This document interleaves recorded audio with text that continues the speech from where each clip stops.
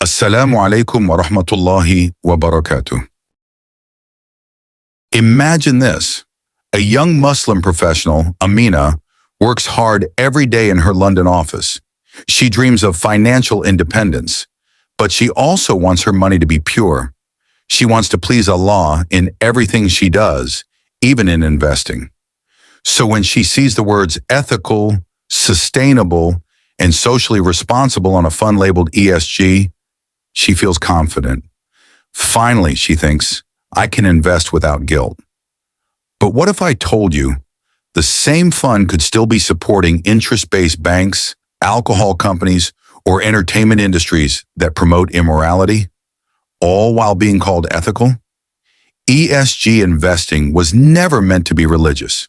It was meant to be acceptable. And that's where the problem begins.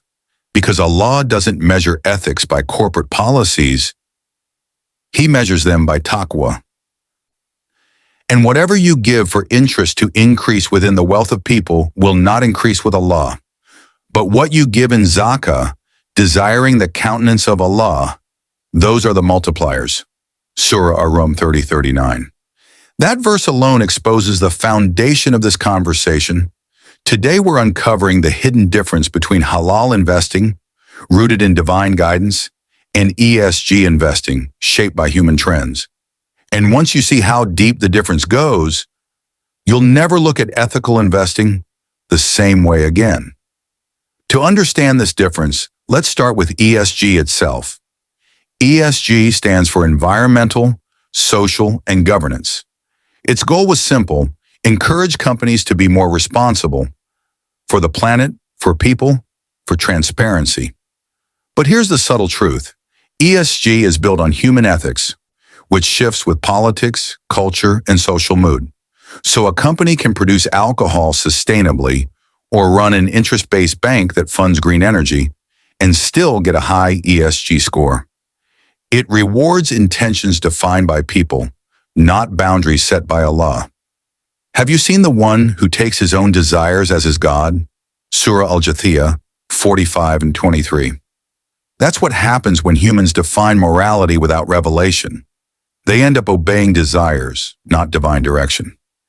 ESG might look moral on the surface, but it measures what's popular, not what's pure. And that's where halal investing draws the line. Halal investing starts with faith, not fashion. It's based on two essential filters. One, business activity screen. The company's main business must be permissible. No Riba interest, alcohol, gambling, adult entertainment, pork, or weapons. Two, financial ratio screen. Even if a company sells something halal, its debt, cash, and interest income must stay within Islamic limits. This is derived directly from the Quranic prohibition of riba. O you who believe, fear Allah and give up what remains of interest if you are indeed believers. And if you do not, then be informed of a war from Allah and His Messenger. Surah Al-Baqarah 278 or 279. A warning so severe that scholars call it one of the strongest condemnations in the Quran. That's why Islamic investing doesn't stop at environmentally friendly. It goes deeper. It asks, is this spiritually safe? Because no matter how socially responsible a company appears, if its profits rely on riba, the entire foundation becomes corrupted. Allah destroys riba and gives an increase for charities. Surah Al-Baqarah 2:276. That's the divine equation of finance. One system inflates wealth without blessing, the other multiplies it with barakah. So why do many Muslims assume ESG equals halal? Because both sound ethical, both talk about doing good, but the definition of good isn't the same. ESG says, as long as it helps the environment or social causes, it's good. Islam says, as long as it pleases Allah, it's good. The difference may sound subtle, but it changes everything. A company can pass ESG standards while ignoring spiritual consequences.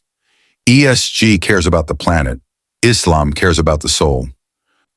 And whoever fears Allah, He will make for him a way out and provide for him from where he does not expect. Surah At-Talaq 65, 2-2-3. That's divine sustainability, wealth that doesn't just grow, but grows with blessings. So ask yourself, would you rather earn money that looks ethical to society or wealth that's pure before Allah? The Quran and Sunnah remind us that wealth is a trust, amana, not a possession. It's something we'll be questioned about. Then you will surely be asked that day about pleasure. Surah At-Takathur 102, ayat. And the Prophet, peace and blessings of Allah be upon him, said, "The feet of the son of Adam will not move on the day of judgment until he is asked about his wealth, how he earned it and how he spent it." Tirmidhi. That's what makes halal investing powerful. It transforms finance into worship. It's not just about money, it's about meaning. You're not chasing returns, you're chasing barakah. Halal investing forces us to slow down, ask, reflect, and purify our financial decisions, because every transaction is a mirror of our faith. Let's look deeper into why ESG often fails the divine test. ESG is inconsistent. One company can score high under one agency and low under another. Why? Because it's subjective. It changes with political winds. But Sharia doesn't change. What was haram 1,400 years ago is still haram today, no matter how profitable or popular it becomes. And do not consume one another's wealth unjustly or send it in bribery to the rulers in order that they might aid you to consume a portion of the wealth of the people in sin. While you know it is unlawful, Surah Al-Baqarah 2:188. That verse sums up the ethical crisis of modern finance. ESG tries to regulate behavior, Islam regulates intention, and when intention aligns with revelation, that's when wealth becomes a form of worship. So here's the reality check. Muslims don't just need ethical investing. We need investings that are Islamic compliance. We can't rely on corporate morality to define righteousness. Say indeed, my prayer, my sacrifice, my living and my dying are for Allah, Lord of the worlds. Surah Al-An'am 6:162. That verse is the mission statement of halal wealth. It's not just about what we buy or sell, it's about who we serve.